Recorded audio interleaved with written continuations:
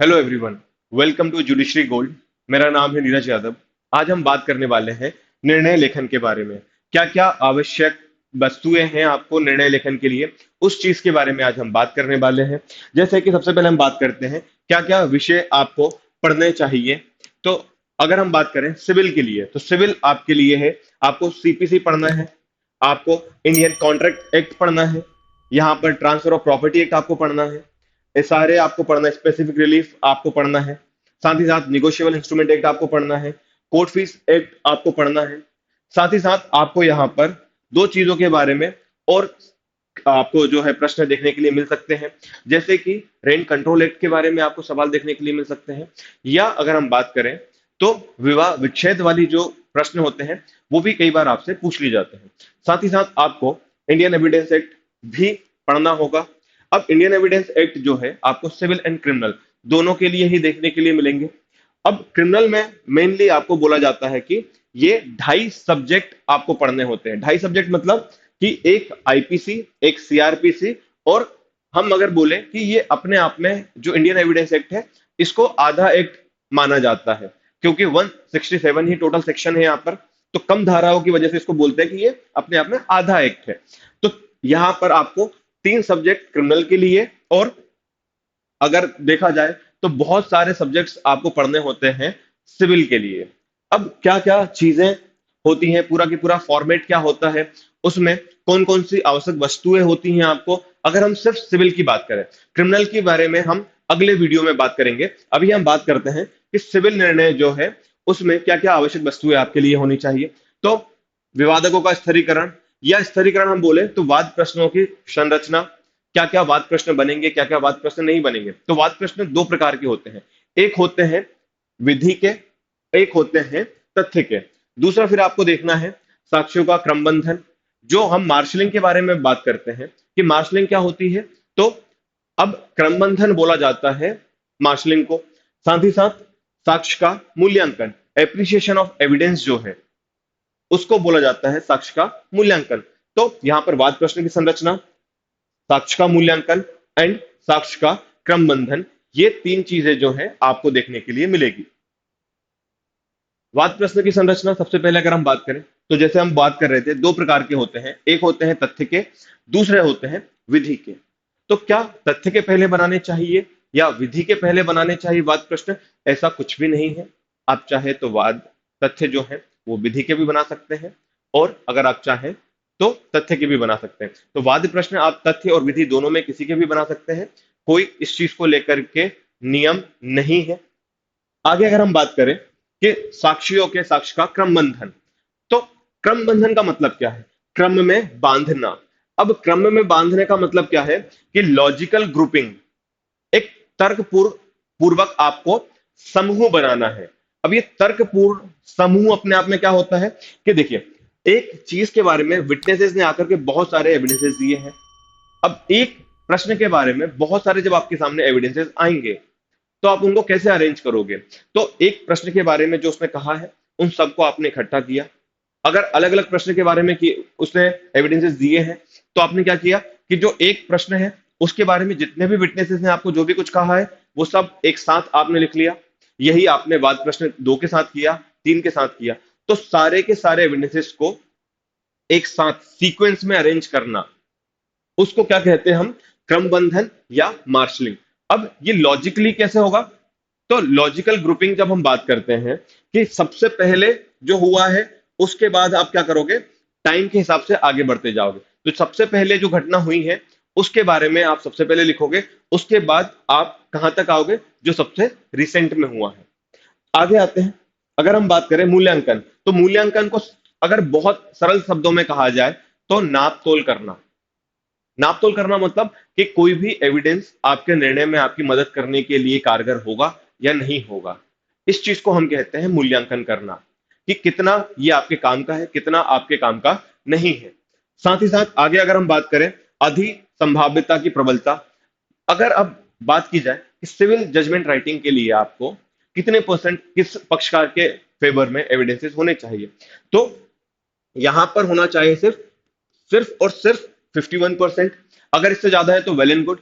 अगर 51% भी किसी भी पक्षकार के फेवर में एविडेंसेस हैं, वो पक्षकार जो है इस वाद को जीत जाएगा। लेकिन जब हम बात करते हैं क्रिमिनल के लिए, तो क्रिमिनल केसेस में क्या होता है, आपको बियॉन्ड रीजनेबल डाउट, मतलब 100% आपको ये प्रूफ करना होगा कि इस अभियुक्त के अलावा ये अपराध और किसी व्यक्ति ने नहीं किया है, तभी क्या करोगे आप उसमें उनको कोई भी दंड दे पाओगे, अदरवाइज आप दंड नहीं दे सकते। लेकिन सिविल में आपको जिस भी पक्षकार के फेवर में 51% एविडेंसेस होते हैं, वो पक्षकार क्या होगा, इस पूरे की पूरे वाद को जीत जाए। आगे आते हैं, क्या क्या प्रारूप आपको देखने के लिए मिलता है। तो जजमेंट राइटिंग के लिए फॉर्मेट बहुत काम का होता है, कि अगर आपको फॉर्मेट पूरा की पूरा याद है। अब फॉर्मेट पूरा याद कैसे होता है, बार बार लिख करके। तो अगर आपने 10-15 बार इस पूरे के पूरे फॉर्मेट को लिखने का प्रैक्टिस किया है, तो ये बहुत आपके लिए आसान हो जाने वाला है। तो व्यवहारवाद में क्या प्रारूप, क्या फॉर्मेट आपको लिखना होगा, तो सबसे पहले आएगा न्यायालय का नाम, कहाँ पे उसका बैठक का स्थान है, और नीचे क्या लिखोगे आप, न्यायाधीश का नाम। आगे लिखोगे आप क्या वाद क्रमांक है। आगे लिखोगे आप कि उस पूरे के पूरे प्रकरण का शीर्षक क्या है, मतलब पक्षकारों के नाम, पता, कहाँ के रहने वाले, आयु क्या है, व्यवसाय क्या है, ये सारी चीजें आपको लिखना होगा। फिर क्या आप निर्णय या कोई आदेश पारित कर रहे हैं, इस चीज को आपको लिखना है। उसके बाद निर्णय या आदेश जो भी आपने पारित किया है, किस दिनांक को आपने पारित किया है। फिर हम बात करते हैं अनुतोष, जिसके लिए वादी ने वाद प्रस्तुत किया है, ये आपको यहां पर बताना होगा। दोनों पक्षकारों के मध्य में कोई स्वीकृत तथ्य है, ये बता दिया जाएगा आपके द्वारा। फिर वादी का प्रकरण, फिर नीचे आएगा प्रतिवादी का प्रकरण। उसके बाद अगले अगर हम भाग की बात करें, तो साक्ष्य का विवेचन, मतलब जो जो भी आपने यहां पर वाद प्रश्न बनाए हैं, उन वाद प्रश्नों को आपने क्या किया, यहाँ पे क्रमबंधन और पूरा की पूरा मूल्यांकन किया उनका। उसके बाद आप किसी निष्कर्ष पर आए, उस निष्कर्ष पे आने के बाद आपने उसको लिख लिया। आगे हम समझते हैं कि किस तरीके से आपको पूरा की पूरा जो है वो टेबल फॉर्मेट में बनाना होता है ये। उसके बाद क्या प्रभावी निष्कर्ष आपने लिखा हुआ है, क्या अनुतोष आपने दिया है यहाँ पर। साथ ही साथ आपको आखिरी में न्यायाधीश के हस्ताक्षर, किस दिनांक को दिया है, और स्थान क्या होने वाला है, ये भी लिखना होता है। आखिरी में न्यायालय की गोल सील जो है वो आपको लगानी होती है जजमेंट के बाद। अब अगर हम बात करें कि आपको एग्जाम में अगर लिखना है तो किस तरीके से आपको एक फॉर्मेट लिखना होता है, तो सबसे पहले हम बात कर रहे थे कि न्यायालय का आपको नाम लिखना होता है। तो प्रथम व्यवहार न्यायाधीश, द्वितीय व्यवहार न्यायाधीश कौन से वर्ग के हैं, तो वर्ग 2 के हो गए। स्थान किस स्थान पे है, तो कई बार आपको ये सवाल में ही, प्रश्न में ही ये दिया रहेगा कि किस स्थान पर उन्होंने ये पूरा की पूरा वाद जो है वो दायर किया हुआ है। पीठासीन अधिकारी का नाम भी आपको लिखना होता है। उसके बाद वाद क्रमांक क्या है, किस वर्ष का है, ये लिखना है।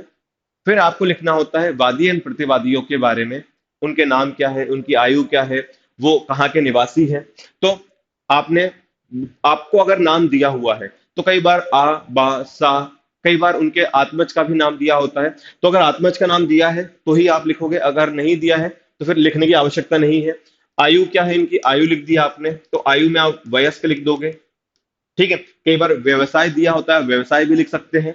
कहाँ के निवासी है, उसके बाद जहां पर आपकी लास्ट लाइन खत्म होगी वहीं पर आगे आपको लिखना होगा कि ये वादी है। फिर विरुद्ध में प्रतिवादी के बारे में जो भी आपको जानकारी दी गई है प्रश्न में वो लिखना है। इनकी भी आयु आपको क्या लिखनी होगी, वयस्क, कहाँ के निवासी हैं, ये सारी चीजें करने के बाद लास्ट लाइन से ही मिलाते हुए आपको प्रतिवादी लिख देना है। दोनों पक्षकारों के अधिवक्ताओं के क्या नाम है, वादी के अधिवक्ता, प्रतिवादी के अधिवक्ता। यहां पर आपको नाम देखने के लिए नहीं मिलते हैं प्रश्न में, तो आप इनको यहां पर ऐसे खाली छोड़ सकते हैं। आगे निर्णय या आदेश यहां पर आपको लिखना होता है, किस दिनांक को ये दिया गया है ये लिखना होता है। इसके बाद आप क्या करोगे, नीचे वाले जो है 1, 2, 3, 4, इस तरीके से आप पूरा के पूरा अब आगे का आपको जजमेंट लिखना होता है। तो सबसे पहले क्या आएगा कि अनुतोष, जिस चीज के लिए वादी ने वाद प्रस्तुत किया है। अब ये अनुतोष के लिए क्या आप लिखोगे यहां पर, तो आप देखोगे पूरे के पूरे प्रश्न में कि क्या दोनों के बीच में विवाद है, जिस चीज को लेकर के क्या रिलीफ के लिए जो है वो वादी ने पूरा प्रकरण दर्ज किया है। वो अगर हम बात करें कि स्पेसिफिक परफॉर्मेंस करवाना चाहता है किसी भी कॉन्ट्रैक्ट की, किस सेक्शन में वो करवाना चाहता है, इस पूरी पूरी चीज को आपको क्या करना होता है, जो सबसे पहला वाला हमारा पॉइंट होता है यहां पर लिखना होता है कि किस सेक्शन में ये आता है, किस एक्ट में ये इन्होंने पूरा की पूरा वाद दायर किया है, क्या अनुतोष के लिए जो है ये मामला कोर्ट के सामने आया है। नेक्स्ट लाइन जो होता है वो होता है दोनों पक्षकारों के मध्य में क्या स्वीकृत तथ्य है। दोनों पक्षकारों के मध्य में जो भी स्वीकृत तथ्य होते हैं ये आपको प्रश्न में देखने के लिए मिल जाएंगे। अगर कोई भी स्वीकृत तथ्य नहीं है तो आप लिखते हैं हमेशा कि दोनों पक्षकारों के मध्य में कोई भी तथ्य स्वीकृत नहीं है। तो जो भी दोनों पक्षकारों के मध्य में स्वीकृत तथ्य होते हैं उनका किसी भी तरीके से कोई भी वाद प्रश्न नहीं बनता है, ना ही उनके बारे में कोई भी एविडेंसेस दिए जाते हैं। तो दोनों पक्षकारों के मध्य में अगर कोई स्वीकृत तथ्य है तो आप उन स्वीकृत तथ्यों को दूसरे वाले पैराग्राफ में लिखेंगे। आगे हम आते हैं तो आपको लिखना होता है यहाँ पर पूरा के पूरा वादी का क्या प्रकरण है। तो ये प्रश्न में देखने के बाद आपको समझ में आ जाएगा कि वादी का प्रकरण क्या है। उसके बाद आपको लिखना होता है प्रतिवादी का प्रकरण क्या है। तो वादी का जो पूरा की पूरा केस है उसको आपने ब्रीफ में कर दिया, प्रतिवादी का पूरा की पूरा केस आपने ब्रीफ में लिख दिया। उसके बाद आप आते हो, अब आपने दोनों ही तरफ से जब वादी प्रतिवादी के केस को समझ लिया है कि क्यों दोनों का कहना क्या है, दोनों के बीच में किस चीज को लेकर के विवाद है, अब आप बनाओगे नीचे आगे टेबल। उसमें आप लिखोगे यहां पे क्रमांक, यहां पर आप लिखोगे वाद प्रश्न और यहां पर आप लिखोगे निष्कर्ष। यहां पर 1 2 3 4 जो भी जितने भी आपको समझ में आ रहे हैं उतने आपको क्या करना होगा, यहाँ पर पूरे के पूरे वाद प्रश्न की संरचना करनी है। कई बार 2, कई बार 3, कई बार 4 भी जो है वाद प्रश्न आपको उस प्रश्न में बन जाएंगे।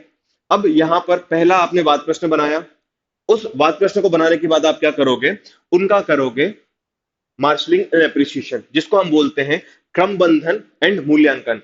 क्रम बंधन, अब वाद प्रश्न जो 1 नंबर का है, प्रथम है, उसके लेकर के आपने पूरे एविडेंसेस को क्या किया, लिखे क्या क्या एविडेंसेस है, उसके बाद उनकी वैल्यू कितनी है, मूल्यांकन किया आपने।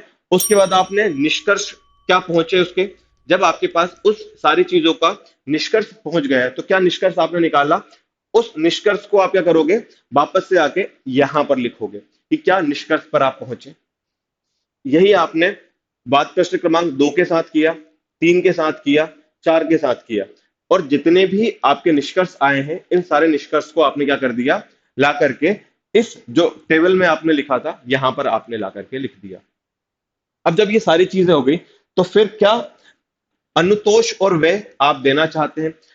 आप अगर खर्चा जो है प्रतिवादी से वादी को दिलवाना चाहते हैं या वादी से प्रतिवादी को दिलवाना चाहते हैं तो उन अनुतोष को और व्यय को किस पक्षकार को पूरा के पूरा भार उठाना होगा, ये आप यहां पर लिखोगे।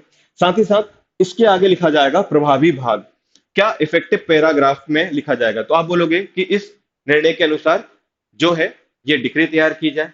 और सबसे आखिरी में क्या होता है कि जो भी हमारे न्यायाधीश है उन न्यायाधीश के आपको हस्ताक्षर करने होंगे, दिनांक सहित कि किस डेट को ये जजमेंट पास किया गया है, उनका पद क्या है और स्थान क्या है। तो कभी भी खुद जाकर के साइन करके मत आना, यहां पर फिर आपको लिखना होगा हस्ताक्षर, दिनांक क्या है, विवाद न्यायाधीश कौन से उसमें है और किस जगह पर है। साथ ही साथ यहां पर हम क्या बात कर रहे थे कि न्यायालय की गोल सील लगती है, अगर आपको लिखना है तो ठीक है, नहीं भी लिख करके आएंगे तो कोई बात नहीं। बाकी में अगर आप जजमेंट की बात करें तो जब जजमेंट आता है तो सारे ही जितने भी पेजेस होते हैं हर पेज के ऊपर जो है एक सील लगी होती है और सिग्नेचर किए जाते हैं, हस्ताक्षर किए जाते हैं न्यायाधीश के द्वारा। तो आप ये पूरा की पूरा फॉर्मेट जो है जिसको हम बेसिक फॉर्मेट कहते हैं, ये सिविल जजमेंट राइटिंग के लिए आपको याद करना होगा। ये आपको याद होना चाहिए ताकि आपको ये याद रहे कि किसके बाद क्या आता है। अगर आपका पूरा की पूरा फॉर्मेट सही है तो भी आपको बहुत अच्छे मार्क्स मिल जाएंगे। अब क्रिमिनल में किस तरीके से हम जजमेंट राइटिंग करते हैं, क्या वहां पर क्या फॉर्मेट होगा, वहां पर चार्जेस फ्रेम किस तरीके से किए जाएंगे, मार्शलिंग एप्रिसिएशन वहां पर किस तरीके से होगा, वहां पर प्रभावी भाग जिसको हम बोलते हैं वो किस तरीके से लिखा जाता है, इस चीज के बारे में हम हमारे अगले वीडियो में बात करने वाले हैं।